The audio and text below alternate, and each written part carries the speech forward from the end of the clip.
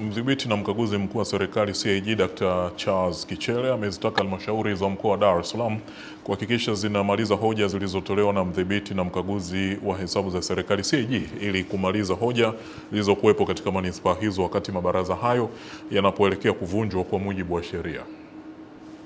Dr. Kichele ametoa agizo hilo wakati alipokuwa katika baraza la halmashauri ya manispaa Kinondoni akiwa amefuatana na maafisa wakaguzi kutoka ofisi ya CAG pamoja na uongozi wa mkoa wa Dar es Salaam ukiongozwa na mkuu wa mkoa Albert Chalamila.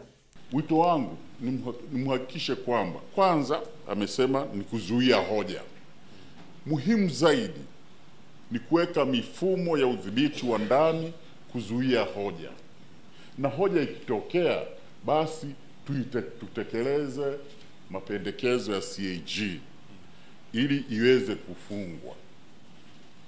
Kuna wakati watu wanakuwa hawaelewi ukaguzi unafanyikaje.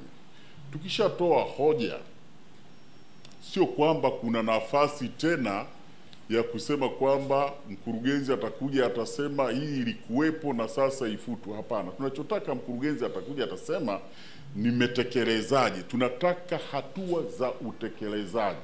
Mkuu wa mkoa wa Dar es Salaam Albert Chalamila akizungumza katika baraza hilo amepongeza namna lilivyoongeza mapato kutoka bilioni 47 miaka mitatu iliyopita na kufikia bilioni 77, ingawa akasisitiza kuwa zikifanyika juhudi hasa kwa kutumia mifumo ya kisasa mapato yanaweza kuongezeka maradufu. Transactions nyingi za serikali zinalipwa kwa control number.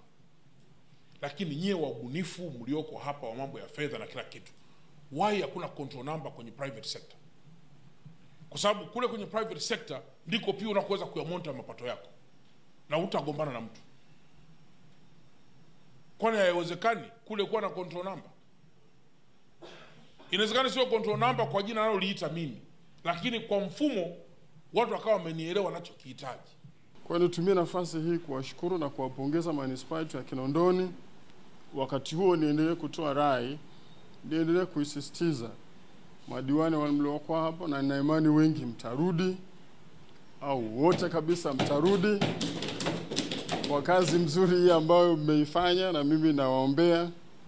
Lakini wote mtakaporudi basi tuendelee kufanya kazi zaidi na zaidi.